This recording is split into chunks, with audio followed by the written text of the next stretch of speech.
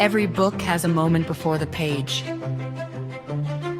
A decision, a risk, a story worth telling. This is Authors After Action. Conversations with authors about the journey, the work, and the lessons learned along the way. Welcome, everybody, to another episode of Authors After Action. I'm your host, Donald. Today, we've got Darryl Barry. Darryl is a retired Army officer who served during the Don't Ask, Don't Tell era and brings firsthand experience to his work as a novelist. His mystery explores the hidden pressure faced by gay service members and the quiet battles fought behind the scenes of military life. Drawing on a background in intelligence and biological warfare analysis, he blends authenticity with suspense without revealing any classified information.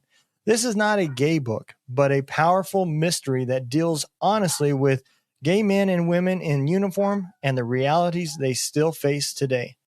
Welcome to the show, Mr. Darryl Barry. How are you doing? Well, thank you very much. It's a pleasure for me to talk with you. I'm looking forward to it.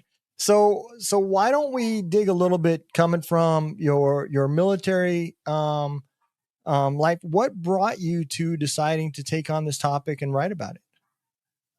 Well, first of all, I'm an avid reader, love to read, and have thought a long time about writing.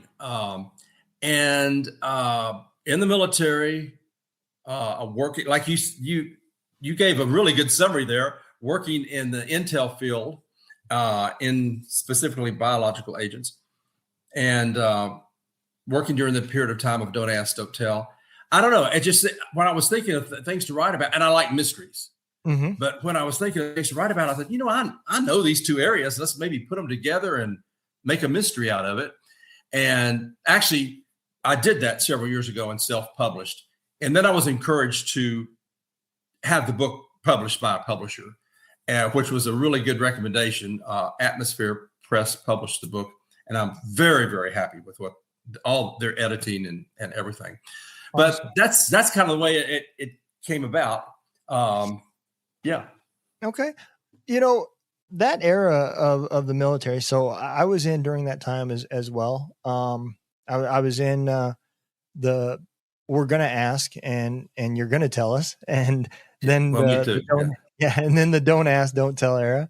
I really feel like, for the most part, though, I don't think the military guys cared as much as what the press, focused on, and the outside of the sexuality. I mean, obviously there was jokes and there was people that said things and so forth. But I think that pressure that came when all these policy changes happened kind of put pressure on people, and it kind of did divide.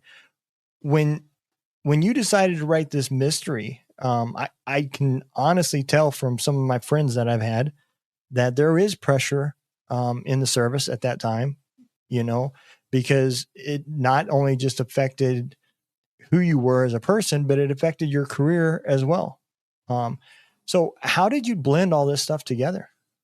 First of all, you hit the nail on the head the way you spoke about it. That's absolutely right. The press had more to do, I think, with bringing stress on everyone. But let me mention also, I'll just back up a bit, because I was in when, like you were saying, you don't ask anything at all, yep. And if you're found out about, you're out. Yep. And so what Don't Ask, Don't Tell did, it was about from 94 to 2011, I think. So I look at Don't Ask, Don't Tell as a stopgap measure. I think that's what they were trying to do. And basically, your supervisors could not ask you if you were gay, and you could not say, hey, I'm gay. Right. That said, there were still many, many people that were discharged because for whatever reason they were found out. So, and they were discharged with a other than honorable discharge. Now, eventually, I think that got taken care of. They went back, and everybody I think got an honorable discharge. But anyway, just so a little background so people will kind of know, what the deal was. But yeah, I mean, for those of us in the military before Don't Ask, Don't Tell, it was all kind of the same. You needed to do your job, keep your private life and your military life, separate. Yep. Yeah. Yeah. I agree 100%. And you are right, because once that focus became on you, then there was pressure because, again, we're talking about career and we're talking about, now you're taking a soldier and you're doing the one thing that you never want to do as a soldier and isolate them. On any means, especially in today's world. But once you take them out of their work group and their platoon, their squads and everything else, and you say, you are different, you stand over there, it affects soldiers way more than it does the average person. Without a doubt, because we're all about a team. Yeah. Whether it's a small team as a squad, a platoon or company, it's all team. So yeah. Yep. You're right. That's the worst thing that can happen. Yeah. And I think once that pressure came on, that's exactly what happened is now we're going to tell you to stand over there. And it just became horrible at that point. So now that we're kind of onto the topic, let's talk a little bit about the writing format and everything else. Was this your first book that you wrote? It was. Okay. So when you wrote this book, what were some of the things that you didn't know what you didn't know, right? The problems most people go to the editing process. I know that's where I hated it. I learned more lessons there than I did anywhere else. But yes. What were some of your things that caused you to say, holy crap, I did not realize this was going to be this hard? Wow. Well, it would have had to be editing. Yes. Yeah. Because when you write, I've never written a nonfiction book. So, when you write fiction, you write whatever you want to, it comes out of your head. And I found that easy to do. Yep. There would be times where I would, get stuck, put it away, pull it back out, especially because when I started writing, I was actually still in the military. So I'd put it on the shelf for a while and bring it back out. But I knew I wanted it to be a fast-paced book because I like fast-paced books. I wanted it to be, small chapters.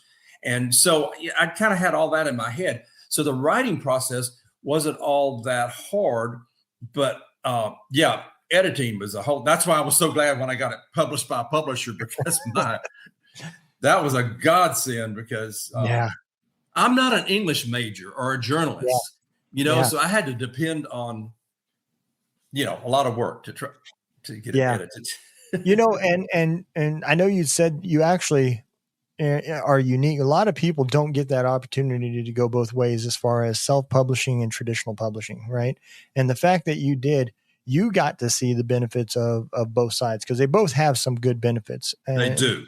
And there's also some negatives. And, the positive with self-publishing is you keep a lot of control, right?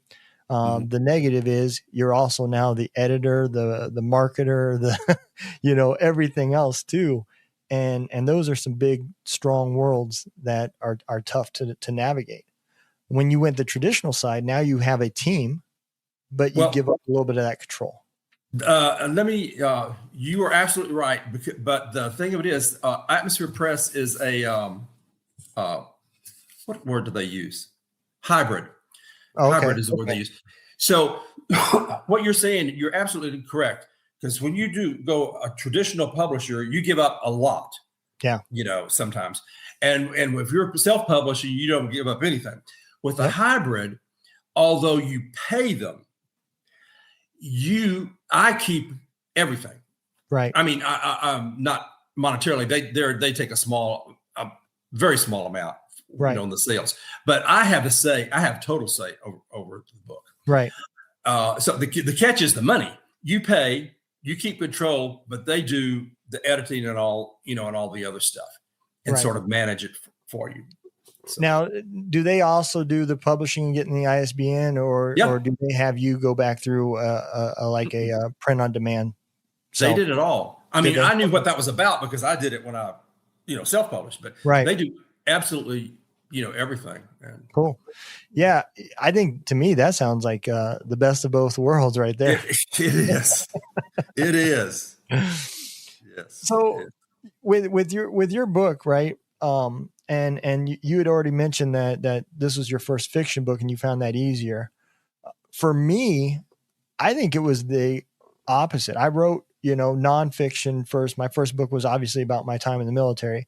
It seems to be what all of us military guys do. We get out and we write a book. And, then I later wrote my first fiction book. And, man, I think I was more stressed about the fiction book than I was. People have told me that. You're not the first person that I don't know. I just think, oh my gosh, nonfiction. I think that would be just absolutely, a mountain too big for me to climb. And people that have done it, just like you're saying, they say, well, I don't think I want to write a fiction book. Yeah. I guess it just depends. I think for me, it was, I became I'm very detail oriented, right? I like to be able to use my senses and know, smell, see, taste, all that good type of stuff. And when I wrote my fiction book, I was writing about people I didn't know about. And so I found myself writing like little stories about each of the characters so I could kind of create their persona and who they were and be able to refer back to them and say, man, I said John's from Texas. He would have never said pop. He would have said soda, and so forth. And I did that because I couldn't keep it all straight in my head, because as the character base built, I started to lose reality and touch with them. Did you have that issue as well? Okay. Did you have that issue as well with when you started adding your characters to your show or to your book? I did a bit. If there was any gaps in time, if I had to put it away for a while and then bring it back, sometimes. But once I sit down and I said, okay, look, I've messed around long enough. I put it on the shelf. I brought it back. Then once I sat down and said, okay, I'm going to write it. Then boom, 3 months it was done. But from then on, I had no problem because I was working with them every day. Yeah. Yeah. I don't know. It was just something about me. I just couldn't, I could picture them, and it was like they became friends of mine, really. It sounds funny, but no, believe me, I know what you mean. Yeah. And the other part I think I liked about fiction better than nonfiction. And this is the problem with nonfiction is when I started my fiction book, I could not tell you how it was going to end, Right. and as the book went and I wrote, I learned what the ending was going to be. And unlike a nonfiction book, it was about me. I knew where I started and I knew where I ended. And so, I think they both have some really cool benefits to it. Mm-hmm. When you sat down, did you know where yours went, or did the story take you? Yeah. No, I mean, I did an outline. So I knew basically kind of what I wanted to hit along the way, but I didn't know. Yeah. You didn't know the highways that were going to get you there. Right. Yep. Right. So with your book, can you kind of give us a synopsis of what the reader what you the reader would expect to read from it? Sure. And if I could, before I do that, could I give you my website? Because it's something that people could go to and just, do a synopsis also. Yep. And the website is dbarrybooks.com.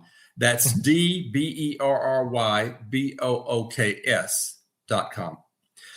Okay. And anyway, yes, the synopsis. The book, it's about a small group of general officers at the Pentagon and some congressmen. Okay. That are very homophobic and want to get rid of gays in the military. There's absolutely want to get rid of them.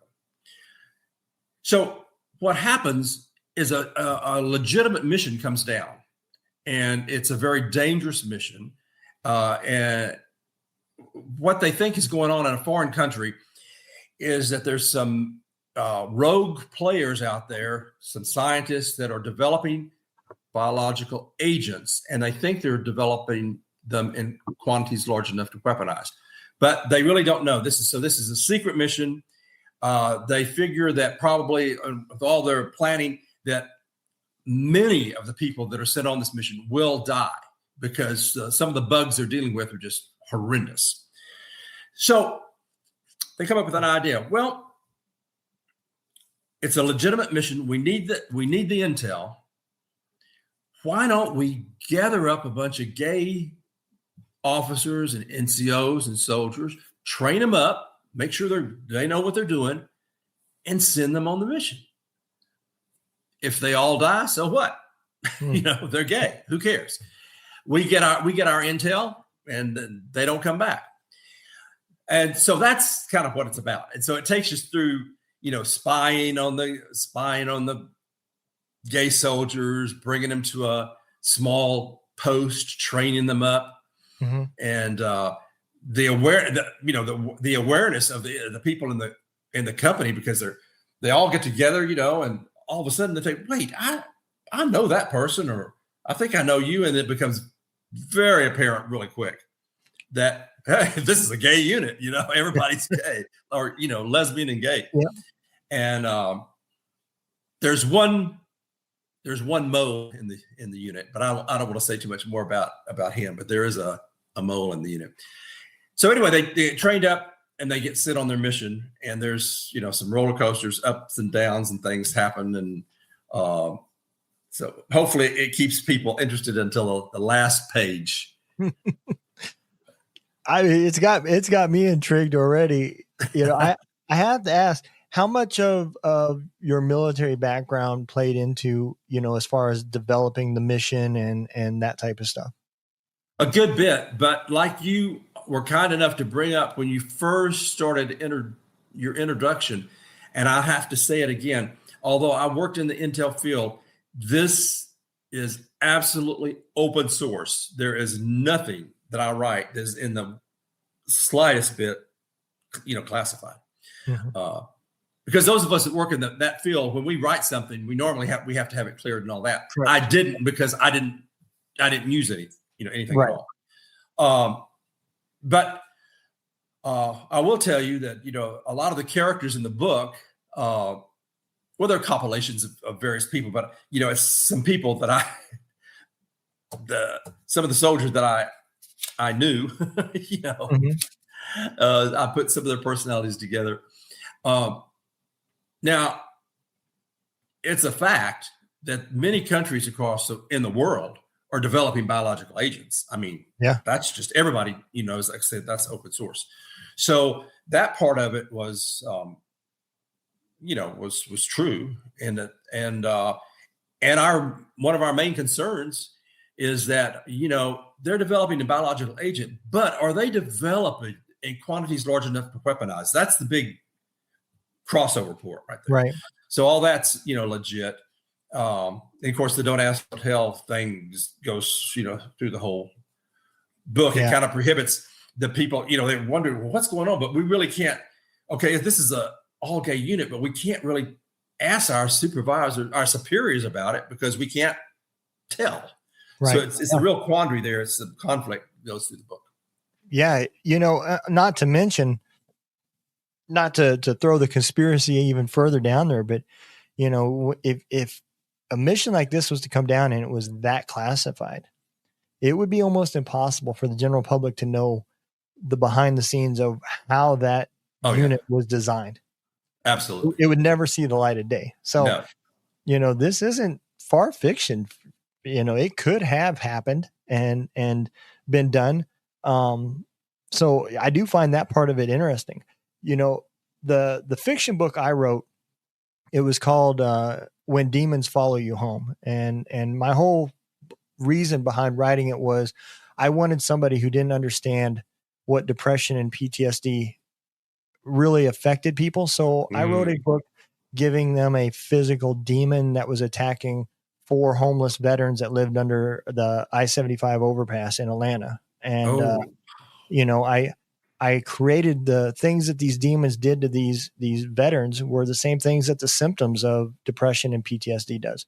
But the vocabulary, the word choice, the way they talked, the way they acted, how they started in, carrying out the missions to figure out what these demons were and how to help other veterans deal with them all of it was based off of how we would have put together a mission, in the military. So all of that stuff came from my experience of how we would have talked, how we would have, the steps and how we would have investigated it, and the resources that we would have gathered up to take on this mission, And I think that's one thing that is really cool about veteran authors is being able to pull from those life experiences to give the reader a even though fictional, but give it a strong foundation as well.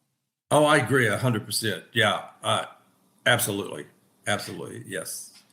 Yes. So what is when you have a reader, your target audience, right, that you're getting to read this book, what is it that you're hoping that they would take from it? Two things. First of all, I just hope that they just enjoy a fiction mystery. I hope it's a fast, enjoyable read for them. The second thing, when they finish it, I would like for everybody just to kind of wonder, I wonder if this could ever happen again in the future. Could something like this happen? Not fiction, but really, could it happen? So those are kind of the two things that I want people to enjoy it, but I would like, at the end, I would like them to kind of think about it a little bit, because not even just with this subject, but with any other subject, I think we need to think, wasn't that long ago where World War II and the Holocaust and all that kind of stuff. I'm not comparing the two at all, but I mean, you just have, I think it does us good to kind of think back and say, could something like this happen again? Well, I think, I don't think that you're wrong, because, this new generation of military people are going to test a theory that has been around for a long time. And that is with women on the battlefield, how, everybody has always had that meaning, that discussion is it that we don't want women on the battlefield because we think that they're not strong enough to handle it? Or is it that we don't want women on the battlefield because we don't think the men are strong enough to handle what could happen and watching what happens? And, now that women are going into the battlefield MOSs, it is possible that somebody way up there above that doesn't think that should happen could very well take another synopsis of what you wrote about your book and just in a different format. Instead of it being Don't Ask, Don't Tell, now it's about women and battlefield combat MOSs. Well, that is already happening. Has it really? Yeah. Yeah. So there's already a push to. This episode is brought to you by Barracks Media, where your online presence becomes a real asset. Barracks Media builds professional websites for podcasters, creators, authors, and small businesses who are ready to be taken seriously. Not templates, not cookie-cutter pages, real platforms built to grow with you. Whether you're launching a podcast, promoting a book, or building a brand, your website should work as hard as you do. We design sites that convert listeners into followers and followers into clients. Visit barracksmedia.com and turn your idea into a home on the web. To get them out of the places that they feel now in some of the, because we have women in battlefield, especially pilots. Yep. And so there is a push by the Secretary of Defense to remove them. Really? I did not know that. I mean, I'll be honest. I quit watching news. I watched very few minutes when I first wake up long enough to see if there's anything going on with our troops. And after that, I shut it off because I just don't care anymore. I do too. I shut it off a lot, but but that caught my ear. And the reason that issue caught my ear is because when I was a commander, a company commander here and also in Europe, they had just started, getting women men and women in the same companies. Mm-hmm. So I was under as a company commander, I was really under the looking glass because I had 50% of women. And man, they were looking at us and I had no problem. Yeah. I had no problem. My unit was a medical unit. It was the first out the gate. And I was questioned all the time. How you've got 50% women? How in the world can your unit function? Well, I don't know. Just like men. I mean, we weren't pumping bazookas It's not Yeah. World War II. I mean, I don't know what they thought. We had heavy equipment, but Yeah. you know, one person to get on one side, one person to get on the other. It just really would annoy me back then when people Yep. would question the capabilities of women. So that's the only reason my ear kind of, when I heard that on the TV and I kind of looked into it, I thought, this is a sad day. Yeah. Because one thing, I don't want to get I don't want to get too far off, but I just want to mention one thing about what they're doing now. And I noticed they said standards. Well, we all believe in standards, but they said the PT standards need to be. I mean, how would they say it on TV? He said everybody needs to pass. We need to have standards, and everyone needs to pass the male PT standards. And what I'm saying is everybody needs to pass standards. Why I say male standards and female standards, the standards in the military should be standards, not male. And they specifically said male. Yeah. I'm sorry. I got on a little, I just rubbed me the wrong way. Well, and you're not wrong, because if you really want to get technical about it, what PT are we talking about? Because the PT program itself has been so, they don't even know what they're doing with PT anymore. You know, Right. The PT test has changed dramatically, you know, and you can't tell me that's not still in an experimental phase, because it hasn't been around long enough to get the data on whether or not it's more effective than the old standard of push-up, sit-ups, and You're running. right. You're absolutely right. You're absolutely right. If you're going to and then you look at the other half, like about these drones that we have that, you know, go different places and fire, you know, and you know, shoot whoever. The people that are doing those are back in New Mexico or somewhere. Yeah. You know what I mean? Not, I'm exaggerating a little bit, but you know what I mean? They're way away sometimes from the States. So it's kind of a farce to me about all the hubbub. But I'm sorry. I didn't mean to it's about peacocking. That's what it's yeah. I'm gonna flop my feathers and stick my chest out and everything else. But yeah, no, I agree. I agree 100%. Well, let me ask you this: with you being military and an author, right? And with this new generation that's coming and people are getting out of the military, what advice would you give a young troop that's getting out of the military and wants to write a book? Just sit down and start writing.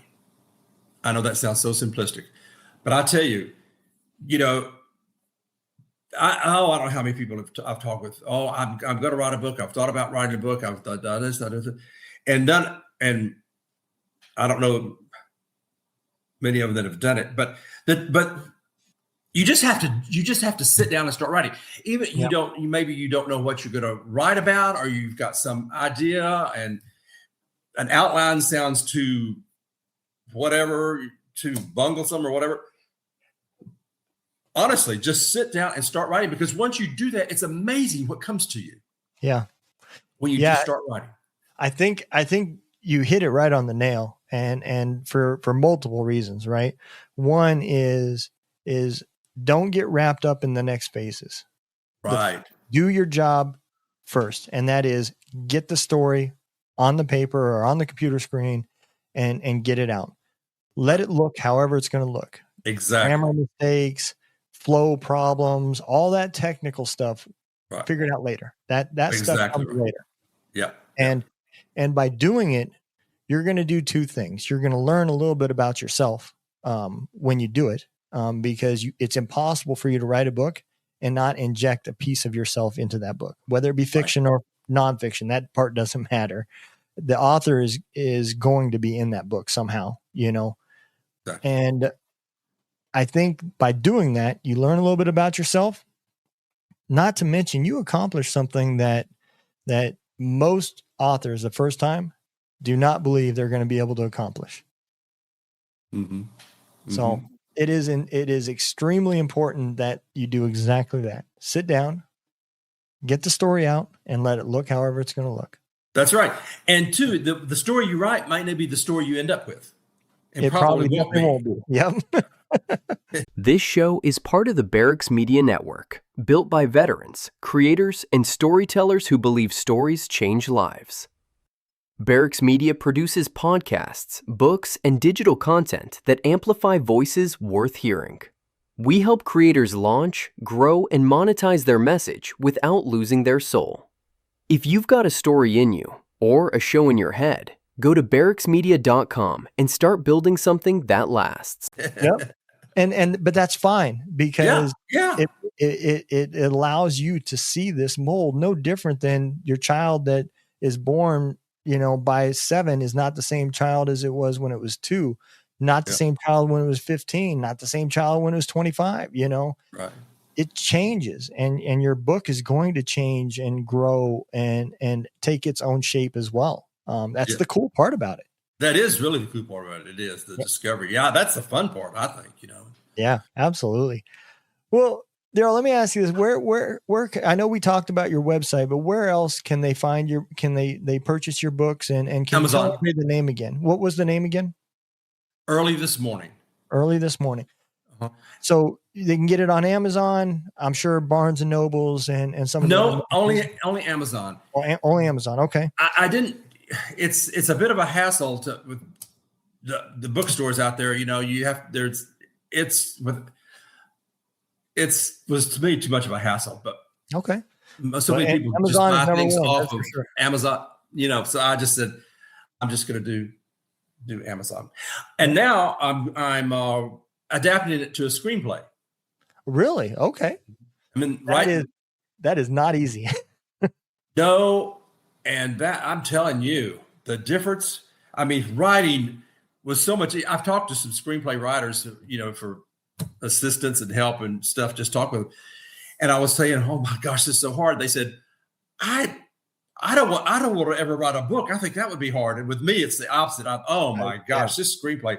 I mean, I'm having a good time. I'm learning a lot, but man, those are two different animals. They are. And I agree with you. Screenplaying is not as easy as a book. I will take a book any day of the week. Yeah. So I always like to end on a happy note. If you could sit down with anybody alive or dead and discuss your book, who would that you would like to sit down and talk to?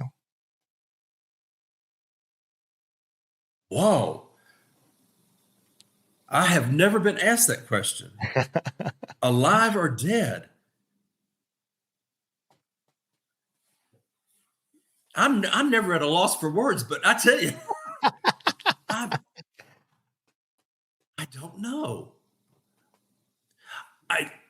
I think maybe I don't know because for so long with Don't Ask, Don't Tell, my book was sort of like a secret.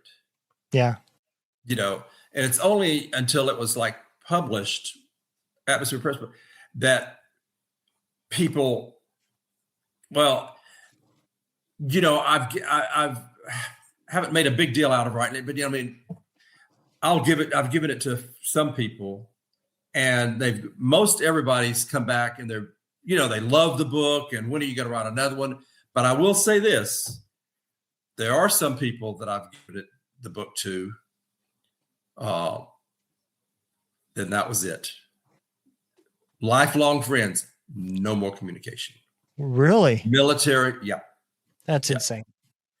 So I think maybe that's why if the book had a different subject matter, maybe I would be able to come up with something. But since I've had nearly everything's very positive. I don't want to end on a bad note, but I have had those few people that gave them the book and never heard from them again. Well, that is their loss. I can guarantee you that. That's they're contributing to the problem that we have today of not being able to sit down and discuss things and agree to not agree and still be able to go out and have a beer and have a good time afterwards. Yeah, that's what I think. Yeah, me too. Well, Darryl, I appreciate you coming on the show, and I'm going to make sure everybody can find your Amazon link. We'll make sure we get that, your website, in the notes down there. All of you guys that are going to go over, because that's what you're going to do. You're going to go directly from the show to Amazon, purchase the book, and when you're done reading it, leave a review. Don't be lazy, guys. Come on, leave the man a review. It helps him. It helps you. It helps other readers. And that's what we're all about. So I hope all of y'all enjoyed the show. I know I did. Y'all take care, be safe, and have an amazing day. You've been listening to Authors After Action, a podcast from the Barracks Media Network. Thanks to our guest for sharing their story, and thank you for listening. You can explore more conversations like this across the Barracks Media Network. We'll see you next time.